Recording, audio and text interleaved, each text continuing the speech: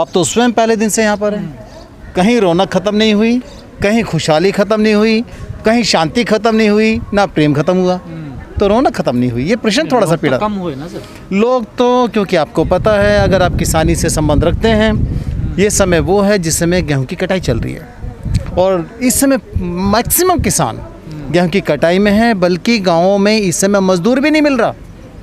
तो अभी जैसे जैसे कटाई होती जा रही है तो मेरा किसान भाई वापस आता जा रहा है, रोटेशन में काम कर रहे हैं और ये करना भी चाहिए। लेकिन टीकरी बॉर्डर पर तो काफ़ी तादाद में लोग आ गए हैं। देखो, टीकरी बॉर्डर या यूपी गेट बॉर्डर या सिंघू बॉर्डर, इसको कंपैरिजन करना बिल्कुल व्यर्थ है, बिल्कुल व्यर्थ है। टीकरी बॉर्डर दिल्ली के साथ बिल्कुल सटा हुआ है, जहाँ पर सारे गांव चालू हो जाते हैं। दिल्ली से झज्जर, दिल्ली से हिसार 100 किलोमीटर के रेडियस में आ जाता है। यहाँ तो अगर मेरा मुजफ्फरनगर जाओ तो वैसे 150 किलोमीटर हो गया, यहाँ मेरा बिजनौर चले जाओ तो 150-200 किलोमीटर हो गया। तो वहाँ तुलना थोड़ा सा बेकार है। लेकिन हाँ, मेरा सारा किसान अपने काम को निपटा कर जैसा जैसा जिस तरह से चल रहा है, क्योंकि ये सरकार तो चाहती नहीं कि उनको कुछ मिले। इस सरकार ने तो पूरा बेड़ा उठाया कि इनको तंग करना है। फिर भी हम आंदोलन को भी संभाल रहे हैं, खेती भी संभाल रहे हैं, देश की अर्थव्यवस्था को भी संभाल रहे हैं। कहा जा रहा है कि क्लीन किया जाएगा बॉर्डर, सारे बॉर्डर, ऐसी खबरें आ रही हैं। खबरें कहाँ से आ रही हैं? क्योंकि मैंने तो ब्लैक एंड वाइट में कुछ नहीं देखा, क्योंकि कानून का विद्यार्थी हूँ। तो जब तक मेरे सामने कोई श्वेत पत्र ना आ जाए, जब काले सफ़ेद में कुछ ना आ जाए, तो मैं तो उस पर कमेंट करूँ तो बेकार हो जाएगी, मेरे अपने शब्द बेकार जाएंगे। लेकिन जो हरियाणा के सीएम उन्होंने रिक्वेस्ट भी करी ना, मानवता के आधार पे खाली कर दो आप बॉर्डर। हाँ बिल्कुल, क्योंकि खट्टर साहब आज मानवता की बात बहुत कर रहे हैं। खट्टर साहब उस समय मानवता भूल गए थे जिस समय उनका काफिला निकल कर जा रहा था अम्बाला से, और कुछ किसान जो मेरे हाईवे के ऊपर आंदोलन कर रहे थे, उन्होंने उनको काले झंडे दिखा दिए। अब सरकार की नीतियों का विरोध करना मेरा संवैधानिक अधिकार है। जब मैं अपने संवैधानिक अधिकार का प्रयोग कर रहा हूँ, उस काफिले का विरोध कर रहा हूँ, तो मेरे ऊपर NSA लगा देते हैं, मतलब रासू का लगा दिया। अब रासू का लगाना ये खट्टर साहब की मानवता है।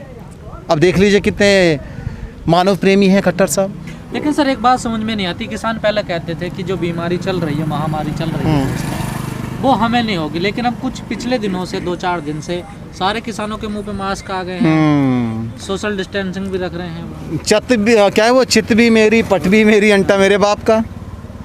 अगर हम नहीं लगाते मास्क तो आप मेरे जो पत्रकार बंधु हैं, मीडिया के माध्यम से किसानों को, आंदोलनकारियों को, आंदोलनजीवियों को पूरी तरह से बदनाम करने की कोशिश करते हैं। और फिर पता नहीं आप जमात के साथ कंपैरिजन कर देते हैं, यानी ये आंदोलनजीवी वो हैं जो कोरोना फैला रहे हैं। अगर हमने मास्क लगा लिया तो आप ये कह रहे हैं कि भाई आप तो पहले कहते थे बीमारी नहीं होगी, तो मास्क क्यों लगा लिया? ये तो आपका ही बयान था ना कि किसानों को नहीं होगा कोरोना, ना हमें होगा, ना हम लगाएंगे मास्क। अभी आप टेस्ट करा लो मेरे ख्याल से पूरे आंदोलन में, क्योंकि आप भी स्वतंत्र रूप से घूम रहे हैं, देख रहे हैं। परमेश्वर ना करे किसी को कोई इन्फेक्शन हो, कोई बीमारी हो, आप भी महसूस कर रहे होंगे। आप स्वस्थ हैं और हर पंडाल पे भी जाते हैं, हर लोगों से मिलते हैं, और मुझे पूरा विश्वास है कोई बीमारी तो है नहीं यहाँ पर। लेकिन क्योंकि हम भारत के नागरिक हैं, संविधान में विश्वास करते हैं, कानून का पालन करते हैं, एक एक ऑर्डर का कंप्लाई करते हैं, इसलिए SOP जो प्रोटोकॉल है कोरोना का, उसको हम फॉलो कर रहे हैं। स्वयं राकेश टिकैत जी ने जो 3000 मास्क बांटे हैं अपने आंदोलनजीवियों को, और मैं शान से आंदोलनजीवी ही बोलता हूँ इसको, क्योंकि कल मीडिया के कुछ पत्रकार थे जो आंदोलनजीवी गाली की तरह इस्तेमाल करते हैं।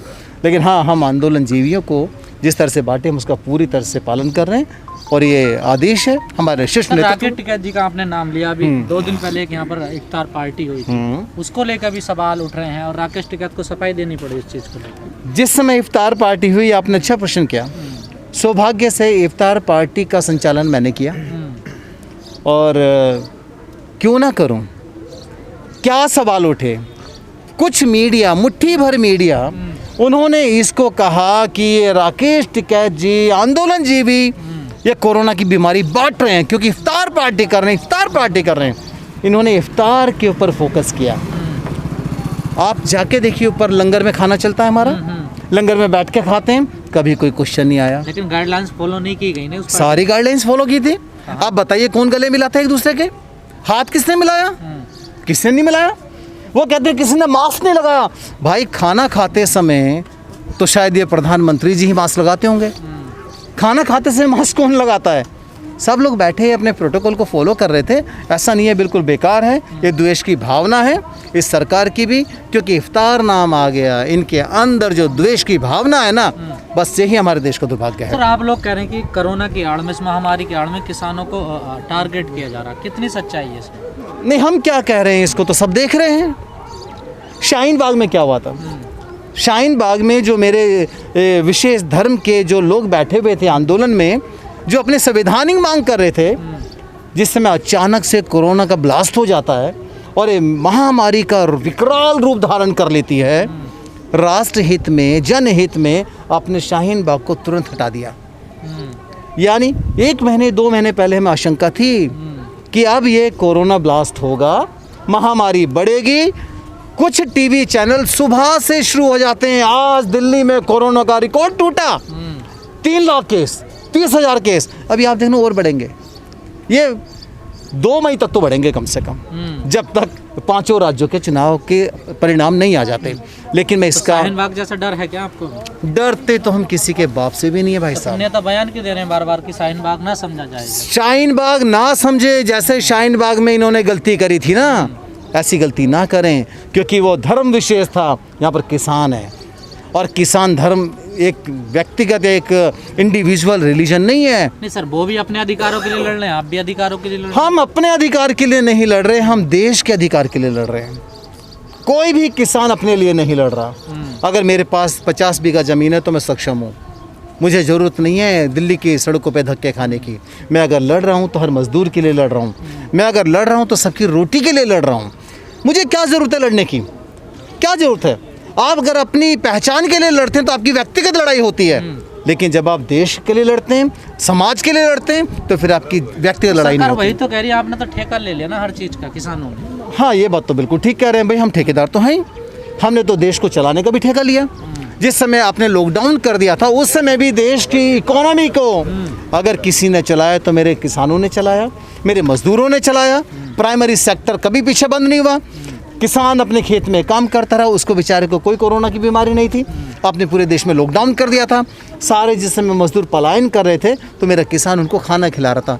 हाँ, हमने ठेका लिया है देश को चलाने का। साहब आगे रणनीति क्या है, कैसे आंदोलन चलाओगे? क्योंकि लोग जो चले गए वो वापस नहीं आए। ये आपकी सोच हो सकती है।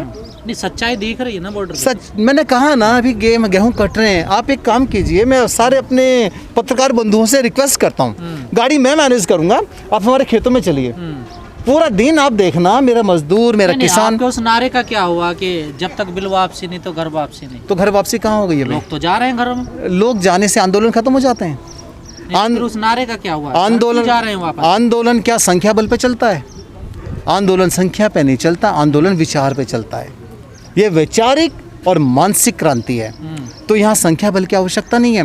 और रही बात संख्या की, अगर कभी किसी को ये संशय उत्पन्न हो जाए, हृदय में कोई शक होने लगे कि सारे आंदोलन जीवी और किसान चले गए, तो आप आह्वान तो कीजिए। फिर आपने कहा आंदोलन वैचारिक चलता है, क्या वैचारिक है इनका किसानों का? वैचारिक ये है कि भाई जो आपने हमारे लिए जो आप कहते हैं कि 3 कानून बनाए, हमारे लिए बनाए, आप कहते हैं। मैं कहता हूं आपने हमारे लिए बनाए, हमें स्वीकार्य नहीं है। मैं आपको कोई चीज़ देना चाहता हूं, अब देने से मना कर देते हैं तो मेरी रही ना। आपने मेरे लिए बनाई, मैं लेने से मना करता हूं तो एक सरकार की रही ना। आप इसको वापस ले लीजिए। मना नहीं कर रहे ना, जो लोग एक्सेप्ट कर रहे हैं उनका तो सम्मान करना पड़ेगा। ओ, बता दीजिए कौन एक्सेप्ट कर रहे हैं? क्यों बताइए, प्रमाण दीजिए। इस देश में ये 10-20 हज़ार किसान ही है बस। 10-20 हज़ार ये कहना बड़ा छोटापन होगा। मैं बड़े विनम्रता के साथ, सम्मान के साथ कह दूं, चाहे किसान 1 है या 10 करोड़, किसान होता है। समर्थन भी तो दे रहे हैं ना सरकार का। कौन दे रहा है? क्यों बताइए, नाम बताइए ना। आप एक दल का नाम बता दीजिए, कौन समर्थन कर रहा है सरकार का? कि जो लेटर दे रहे हैं लिख कर, वो कौन लोग हैं? कौन लोग हैं बताइए, कौन लोग हैं? अगर आप भानु की बात करते हो तो हम तो विश्वास नहीं करते। रणछोड़ हैं, रणछोड़ तो पहले भी भागते थे। तो वो किसान नहीं है? मुझे नहीं पता, अब तो वो स्वयं बताएंगे। बीएम सिंह भी किसान नहीं होंगे? मुझे ये उनका भी नहीं पता, वो कितने बड़े नेता हैं। मास्टर स्वराज भी अब किसान नहीं। अब तो जो मास्टर स्वराज कौन से? ये शक्ति वाले लोक शक्ति जो संगठन। देखो हाँ। मैं आपको एक बात बता दूं, हर दल कहीं ना कहीं किसी न किसी पार्टी से, मुझे लगता है, वास्तविकता क्या है मुझे नहीं पता, लेकिन मुझे लगता है कि कहीं ना कहीं किसी राजनीतिक दल से जुड़े होते हैं। हमारा वकील साहब आप तो अच्छी समझ रखते हैं, क्या संगठनों में आपस में मतभेद होने लगे क्या? कहाँ हो रहे हैं, मैं तो नहीं देख पा रहा हूँ, मुझे नहीं दिखता, शायद मेरे पत्रकार बंधुओं को दिखता होगा या सरकार को दिखता होगा। लेकिन अब तो ऐसे आरोप लग रहे हैं किसानों पे कि जो प्रवासी मजदूर जा रहे हैं उनको लाने की कोशिश कर रहे हैं ताकि भीड़ में कन्वर्ट किया जाए उन्हें अपने बॉर्डर पर लाने की, ऐसे भी आरोप लग रहे हैं। इस संसार में, संसार का क्या कहूँ, इस देश में, मेरे भारतवर्ष में, इस मेरे भारतवर्ष की एक विशेषता बहुत बड़ी हो गई। आप कुछ मत कीजिए, आरोप लगा दीजिए और भाग जाइए। इस देश में सबसे बड़ा काम हो गया, आप आरोप लगाओ और भागो, प्रमाणित नहीं करना, कुछ नहीं करना, भाग जाओ। आरोप लगाना तो बहुत सही है। हम यहाँ पर किसान जो प्रवासी मजदूर जो दिल्ली से जा रहा है, आनंद विहार में जाकर उनको खाना खिला रहे हैं, हमारे किसान वहाँ जाकर खाना खिला रहे हैं। इस अड्डे पर 1000 लोगों के लिए तहरीक पैक करके भेजी, राकेश टिकैत जी खुद पैक कर रहे थे। तो वो नज़र नहीं आता इस सरकार को। इस सरकार को नज़र आता है कि हम उनको बहला कर फुसला कर ला रहे हैं। क्यों बहला के फुसला कर लाएंगे? आपने दिल्ली से मजदूरों को निकाल दिया, आपने लॉकडाउन कर दिया, वो अपने घर जा रहे हैं।